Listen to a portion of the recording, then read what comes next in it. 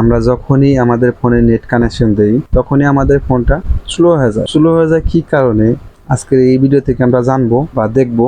আপনার ফোনও যদি স্লো হয়ে যায় তাহলে এই ভিডিওটি ফুল দেখেন, তাহলে ঠিক করতে পারবেন বা জানতে পারবেন কি কারণে আপনার ফোনটা স্লো হয়ে যায়। এই জন্য আমরা চলে আসবো আমাদের গুগল প্লে স্টোরে। প্লে স্টোরে চলে আসলাম। এই যে উপরে দেখতে পাচ্ছেন নোটিফিকেশন, আমি এই নোটিফিকেশন ওয়ান একটা চিহ্ন হয়েছে, তো আমি এখানে ট্যাপ করব। তো এই জায়গায় ট্যাপ করলে তো আপনারা এই যে আপনাদের প্রোফাইলে বা এখানে আপনাদের অ্যাকাউন্টের আইকনের উপর ট্যাপ করবেন। ট্যাপ করলে পারে এরকম একটা অপশন আসবে, এখানে ম্যানেজ অ্যাপস ডিভাইস। তো আমি এখানে ট্যাপ করব।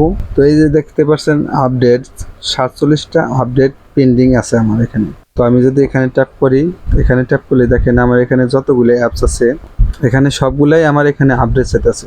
তো এই কারণেই আমরা যখন আমাদের ফোনে ডাটাটা চালু করি তখন ফোনটা স্লো হয়ে যায় এবং আমরা যে 1 জিবি বা 2 জিবি এমবি কিনি সেটা ভরা মাত্রই আমাদের ফোন থেকে কেটে নেওয়া হয়। তো এটা আপনারা জাস্ট ক্যান্সেল অল এরকম দিয়ে রাখবেন।